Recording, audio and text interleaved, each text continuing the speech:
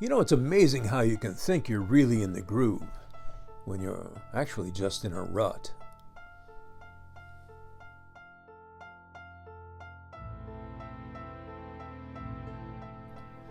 I've done a fair number of clinics or workshops. This is where the fencing club would bring me in to conduct a group training for them. Maybe give a few individual lessons too, but mostly it was to set them up with a program they could follow after I rode out of town. Now, sometimes we do a series of trainings, 3 or even more. Sometimes it would be a one-day, all-day workshop. And whenever possible, I'd start out with the club just taking the first hour or two doing their usual thing. They do whatever they do, and I observe and take a few notes. Almost always their usual thing was a short warm-up consisting of a few random calisthenics and stretches, and by short I mean 10 minutes. And then they start bouting.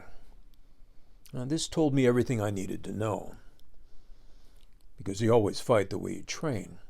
By observing how you fight, it's pretty easy to see where the holes are in your training.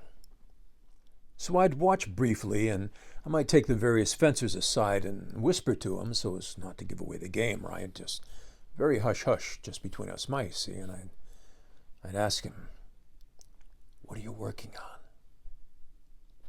Now, almost without exception, the answer was a stunned expression as if a little alien had popped out of my chest and run around the room. And then they would try to bullshit me by coming up with something they thought would impress me, or something they thought was the right answer. But they were only bullshitting themselves. They had already given me the true answer. This happened time after time after time. And here's what I finally figured out. When given a free choice of what to do, most people will invariably choose the wrong thing. They do the easy thing, not the hard thing. They'll do the fun thing, not the smart thing. They'll do the familiar thing, not the new thing, whether that familiar thing is working or not. They'll spend 80% of their time and energy doing things that are a dead end, and only 20% of the time on things that actually produce improvement. And that 20% is very often done just by accident. You know, Einstein said that insanity is doing the same thing over and over again and expecting a different result. Well, sometimes a person would tell me they've been studying fencing for 5 years or 10 years.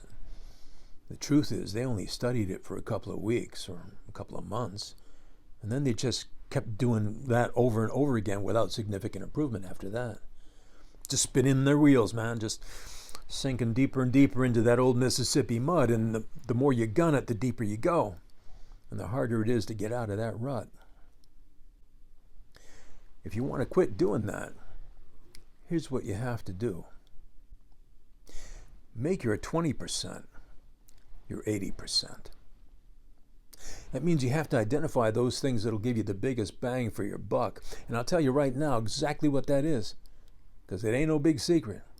Every trainer knows this. And I've said it 1,000 times, and I will say it 1,000 more times, I'm sure. You work on perfecting your fundamentals. You ask a real good boxer, a champ, what he's working on. There's a good chance he'll say something like, "Well, I've been working on my jab." Yeah, the jab is probably the first punch he ever learned. Now he's fighting for the championship, and he's still working on it. That's why he's fighting for the championship.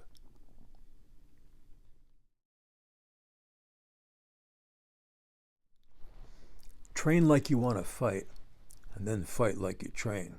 Here's the challenge. The developed example of an inferior principle may beat the undeveloped example of a superior principle. But the developed example of a superior principle will always beat the developed example of an inferior principle. Now herein lies the rub. The developed example of the inferior principle comes fast and easy. The developed example of the superior principle takes time and effort. But it doesn't do any good to do one thing in practice and then forget about that and do the same old shit when you play. You have to do the new thing instead of the old thing until the new thing becomes the only thing. Yeah. Make your 20% your 80%.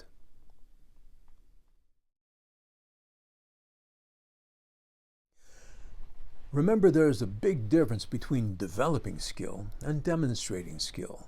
Yeah, we all love to do the thing, man, to play the gig, to get in the ring and mix it up. But you do not develop your skill by demonstrating your skill. So if all you ever do is bouting, or if all you ever do is play the gig, then you're never going to get any better. Now, if you're content with that, go in peace, Daddy-o. But if you're not, you're going to have to change the way you strut your stuff. You're going to have to make your 20% your 80%.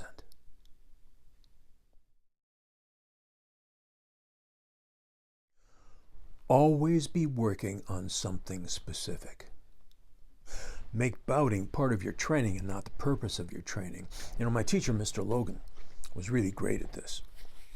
When it was time for bouting, he wouldn't just, turn us loose like chipmunks on crack.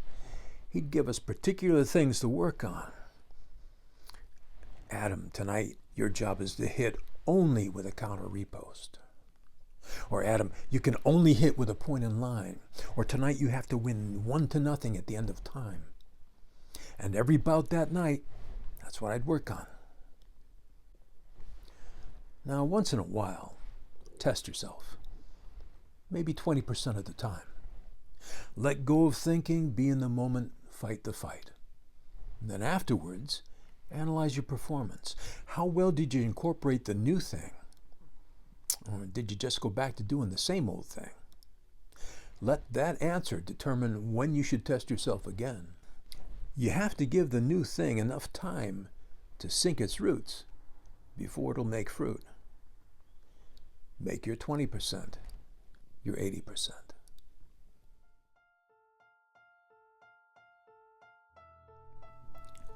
You have to be willing to do whatever you have to do to achieve your goal. But you also have to be willing to give up whatever you have to give up to achieve your goal. What you have to do is what you've never done before, even though it's unfamiliar and scary and difficult, and it won't be very good at first.